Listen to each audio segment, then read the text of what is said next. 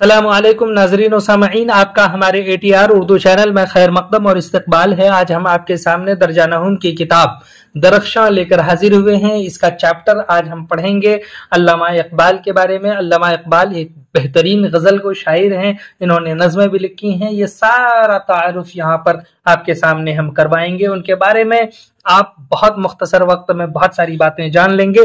तो ये जानने के लिए आपको हमारे वीडियो को लास्ट तक देखना है, और साथ ही अगर आप हमारे चैनल पर नए हैं तो सब्सक्राइब जरूर कीजिए, वीडियो को लाइक और शेयर भी कीजिए। तो पढ़ते हैं यहाँ पर। शेख मोहम्मद इकबाल नाम और इकबाल तखल्लुस था।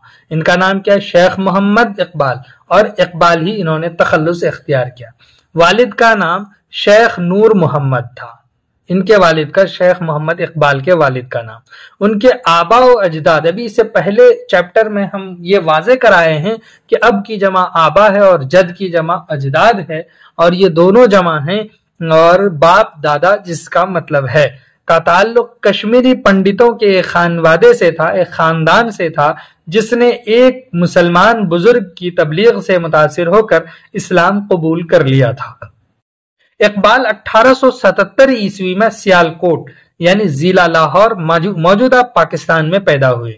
कहां पर पैदा हुए? 1877 को सियालकोट में, और सियालकोट के किस जिले में? लाहौर के जिले में, जो फिलहाल पाकिस्तान में है। उर्दू के अलावा संस्कृत, अरबी, फारसी और अंग्रेजी जुबानों से वाकफियत हासिल की अल्लामा इकबाल ने। यही नहीं बल्कि MA करने के बाद कुछ दिनों ओरिएंटल कॉलेज और गवर्नमेंट कॉलेज लाहौर में फलसफा पढ़ाते रहे। फिलॉसफी के टीचर रहे आप गवर्नमेंट कॉलेज और ओरिएंटल कॉलेज में। 1905 ईस्वी में आला तालीम के लिए इंग्लैंड गए। कब गए थे इंग्लैंड? 1905 ईस्वी में गए थे। और ये क्वेश्चन बनता है, पूछता है, जहां से बैरिस्ट्री का इम्तिहान पास किया।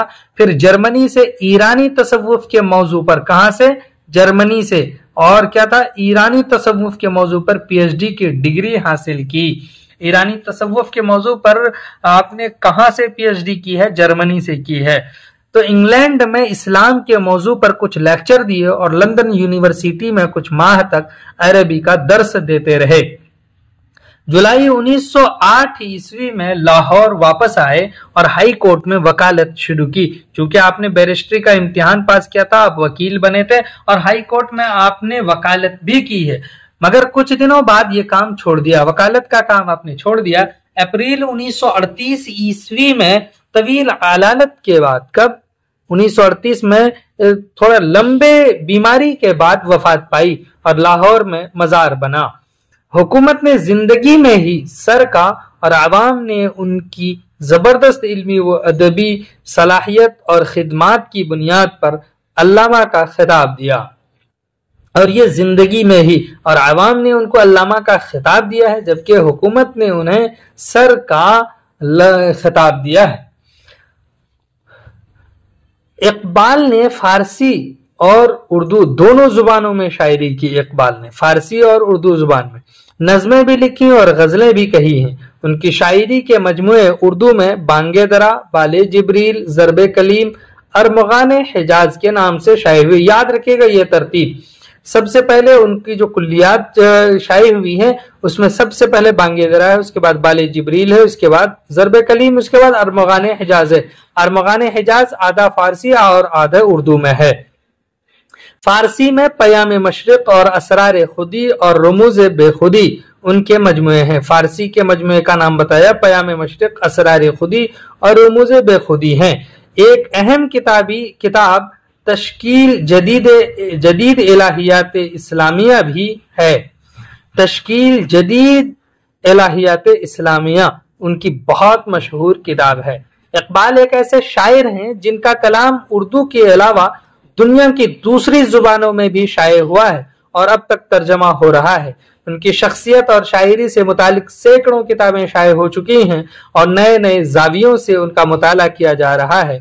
इसके बावजूद उनके बारे में आम तौर पर यह माना जाता है कि वो सिर्फ शायर नहीं थे, बल्कि कौम की इस्लाह करने का जज्बा भी दिल में रखते थे, और वतन को अंग्रेजों की गुलामी से आजाद कराना चाहते थे।